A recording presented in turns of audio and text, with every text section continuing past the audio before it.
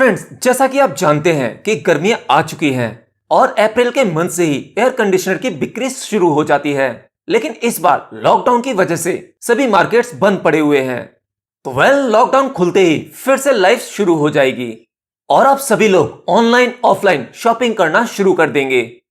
और साथ ही शॉपिंग करने से पहले आप लोगों की कंफ्यूजन शुरू हो जाएगी। अगर आप एसी खरीदना चाहते हैं तो एसी कौन सा लें, ब्रांड कौन सा होना चाहिए, कितने टन का होना चाहिए, इन्वर्टर होना चाहिए या नॉन इन्वर्टर होना चाहिए। तो चलिए इन्हीं सबसे रिलेटेड आज बहुत सारे क्वेश्चंस को आंसर करते हैं। और आपको एसी खरीदने में कोई कंफ्यूजन ना हो तो ये वीडियो पूरा एंड तक देखना। तो चलिए मैं अपना बता देता हूं। मैंने लास्ट ईयर एक 1.5 टन का एसी लगवाया था जो कि डेकिन कंपनी का था। लेकिन उस एसी को खरीदने से पहले मैंने बहुत सारे रिसर्च किए। मेरे कुछ फ्रेंड हैं जो इंजीनियर हैं, मैंने उनसे भी पूछा। तो फाइनली काफी सारे रिसर्च के बाद मैंने लिया नॉन इन्वर्टर एसी। अब आप लोग सोच रहे होंगे कि मैंने नॉन इन्वर्टर एसी इसलिए लिया क्योंकि उसका प्राइस कम होता है। नहीं, बल्कि मैंने लॉन्ग टर्म के लिए सोचा। अब देखिए, इन्वर्टर और नॉन इन्वर्टर, इन दोनों में से मैंने नॉन इन्वर्टर यानी नॉर्मल वाला एसी क्यों चुना। तो जब मैंने ये एसी लिया था तो इसका प्राइस था 32,000 रुपए। और वहीं 1.5 टन का 5 स्टार इन्वर्टर एसी जिसका प्राइस था तकरीबन 42 से 44,000 रुपए। तो यहां पर दोनों एसीज में 10 से 12,000 रुपए का डिफरेंस मिला। अब वहीं दूसरी बात, आप लोग कहोगे कि भाई ठीक है, इन्वर्टर एसी का प्राइस थोड़ा ज्यादा है, लेकिन इन्वर्टर एसी इलेक्ट्रिसिटी भी तो कम कंज्यूम करता है, उसका इलेक्ट्रिसिटी बिल कम आता है। तो हां, आप लोग सही हो, लेकिन दोनों ही एसीज के इलेक्ट्रिसिटी बिल में तकरीबन 20 से 25% का फर्क होता है। जैसे आप एक तरफ नॉर्मल एसी चलाते हैं तो मान लीजिए उसका बिल 1,000 रुपए आता है, और वहीं दूसरी तरफ आप इन्वर्टर एसी चलाते हैं तो उसका बिल 750 या 800 रुपए आएगा। तो आपने एक महीने में कितने रुपए की बचत करी? 200 से 250 रुपए की। चलिए मान लेते हैं आपने एक महीने में 300 रुपए बचा लिए। और एक सीजन में आपने 6 महीने एसी चलाया, तो टोटल 6 महीने का अगर हम बिल कैलकुलेट करते हैं तो नॉर्मल वाले एसी का बिल हुआ तकरीबन 6,000 रुपए और इन्वर्टर वाले का 4,500। तो आपने इन्वर्टर एसी का इस्तेमाल करके 6 महीने में 1,500 रुपए अपने इलेक्ट्रिसिटी बिल में बचा लिए। लेकिन आप एक बहुत इंपॉर्टेंट बात भूल गए, ये बड़ी बड़ी कंपनियां बेवकूफ नहीं है। भाई आपने इन्वर्टर एसी लिया है, इलेक्ट्रिसिटी के बिल में सेविंग करनी है, तो आप जितनी सेविंग नहीं कर पाओगे उससे कहीं ज्यादा अमाउंट तो आपने कंपनी को पहले ही दे दिया। मतलब आपने नॉर्मल एसी लिया 32,000 रुपए का और वहीं एक इन्वर्टर एसी लेते हो 42,000 रुपए का, तो आपने कंपनी को पहले ही 10,000 रुपए एक्स्ट्रा दे दिए हैं।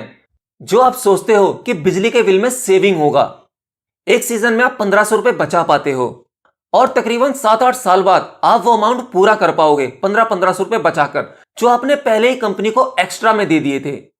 तो भाई यहां पर मेरी समझदारी तो ये बोली कि मुझे नॉन इन्वर्टर एसी लेना चाहिए यानी नॉर्मल वाला। तो 250 रुपए बिल ज्यादा आता है, लेकिन एटलीस्ट वो अमाउंट मुझे एक साथ ज्यादा नहीं देना पड़ा। एंड लिटरली ये एक एग्जाम्पल था, मैं अपना बता दूं। मैंने पिछले सीजन अपने नॉर्मल वाले एसी को 6 महीने इस्तेमाल किया और मेरा जो इलेक्ट्रिसिटी बिल था वो हाईएस्ट जो आया था वो 700 रुपए आया था, नहीं तो 500, 550, 600। और तो और मैं दिल्ली में रहता हूं, तो उस समय दिल्ली में 200 यूनिट तक बिजली को खर्च करने पर उसका कोई अमाउंट नहीं देना पड़ता था। तो लास्ट का एक मंथ, हाँ मैं मानता हूं उस मंथ एसी बहुत ज्यादा नहीं चला था, डेली 4 घंटे 5 घंटे चलता था, तो उस महीने मुझे बिल ही नहीं देना पड़ा क्योंकि मेरे इलेक्ट्रिसिटी मीटर के 200 यूनिट क्रॉस हुए ही नहीं थे। तो उस महीने मैंने फ्री में एसी को इस्तेमाल किया। चलिए अब एक दूसरी इंपॉर्टेंट बात बताता हूं। यह डिपेंड करता है आपके यूज पर भी, आपका यूज कितना है। अगर आपका कम यूज है, आप डेली रात को 6-7 घंटे एसी चलाते हैं और दिन में भी 4-5 घंटे चलाते हैं, तो मैं कहूंगा आप एक नॉर्मल एसी ले लो, यह आपके लिए फायदेमंद होगा।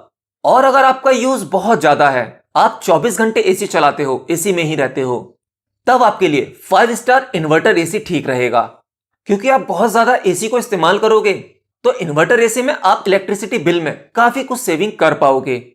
अगर डेली आपका 15 से 16 घंटे का इस्तेमाल है तो आप एक नॉर्मल एसी ही लें। दूसरा सवाल, ब्रांड कौन सा होना चाहिए? देखिए, जब आप एसी खरीदने के लिए मार्केट में जाते हैं तो वहां पर आपको सैकड़ों ब्रांड दिखते हैं। जो जाने माने ब्रांड हैं वो तो आप जानते ही होंगे, जैसे O General, carrier, Hitachi, Blue Star, Haier, Daikin, LG. ये सभी ब्रांड्स अच्छे हैं, लेकिन ओ जर्नल थोड़ा सा कॉस्टली हो जाता है। सस्ते में और अच्छे में कुछ ही दो चार ब्रांड आपको मिल जाते हैं, जैसे हायर, डेकिन और कैरियर। वैसे इन सभी ब्रांड्स में से आप कोई सा भी ब्रांड्स ले सकते हैं। एसी लेने से पहले आपको अच्छे से जांच लेना चाहिए कि आपका एसी कॉपर कंडेंसर कॉइल है या नहीं है। जी हाँ, एसी लेने से पहले बिल्कुल देख लें कि आपका एसी कॉपर कंडेंसर कॉइल ही होना चाहिए, ना कि एल्युमिनियम। मैंने डेकिन का एसी इसलिए और लिया था क्योंकि इसका प्राइस भी मुझे ठीक ठाक लगा। 32,000 रुपए अच्छा प्राइस था, और प्लस इसके इंडोर यूनिट में नॉइस बहुत ही कम आती है।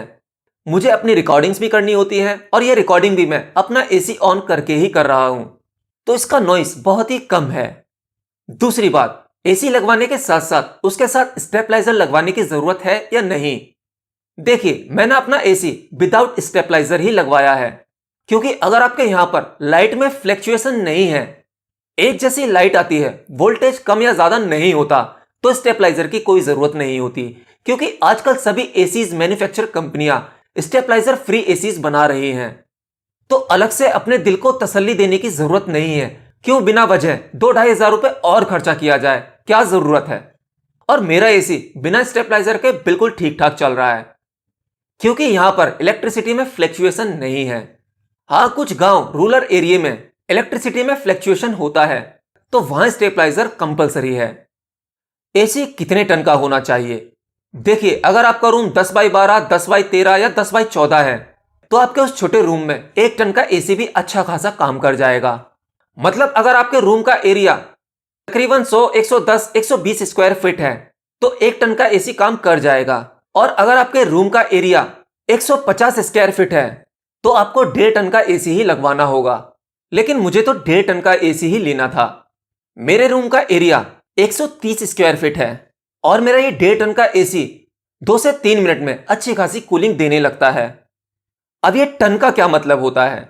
1 टन का मतलब होता है जैसे कि आपके रूम में तकरीबन 1 टन बर्फ यानी आइस रखी हो, जितनी कूलिंग वो 1 टन बर्फ कर सकती है, उतनी ही कूलिंग आपका 1 टन का एसी देगा।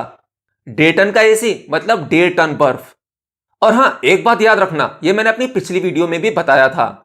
अगर आप एक नॉर्मल एसी लगवाते हो, तो उसकी गैस वगैरह रिफिल कराने के लिए या इंस्टॉलेशन करवाने के लिए या उसकी कोई भी टेक्निकल प्रॉब्लम के लिए आपको नॉर्मल इंजीनियर आराम से मिल जाएगा, वो उसे फिक्स कर देगा।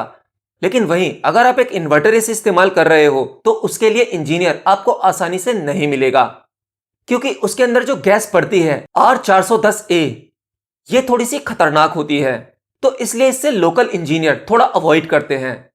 इन एसीज को ठीक नहीं करते, और अगर करते हैं तो उसका बहुत ज्यादा चार्ज करते हैं। और मेरे वाले डेकिन के एसी में जो गैस पड़ी है वो R32 है। ये भी एनवायरमेंट फ्रेंडली है, ओजोन फ्रेंडली है। और एक बात और, अगर आप डेकिन का एसी खरीदना चाहते हैं, तो डेकिन के एसीज के कुछ मॉडल ऐसे हैं जिनके साथ में फिटिंग नहीं मिलती है, यानी कॉपर की जो पाइप होती है और जो उसकी बेसिक फिटिंग होती है वो साथ में नहीं मिलती है। बाकी लगभग सभी एसीज में कुछ मीटर की फिटिंग फ्री मिलती है। लेकिन हाँ, इस बार डेकिन ने भी अपने कुछ नए मॉडल्स में फिटिंग को फ्री देना शुरू कर दिया है। अब वो आपको मैं अभी नहीं बता सकता, क्योंकि अभी लॉकडाउन चल रहा है, ऑनलाइन ऑफलाइन कोई भी प्रोडक्ट अभी अवेलेबल है ही नहीं। और जैसे ही अवेलेबल होगा, मैं आपको उसका लिंक डिस्क्रिप्शन बॉक्स में दे दूंगा। आप वहां से जाकर बेस्ट एसी खरीद सकते हो। तो बस आज के लिए इतना ही, मिलता हूं नेक्स्ट वीडियो में। Till then, good bye.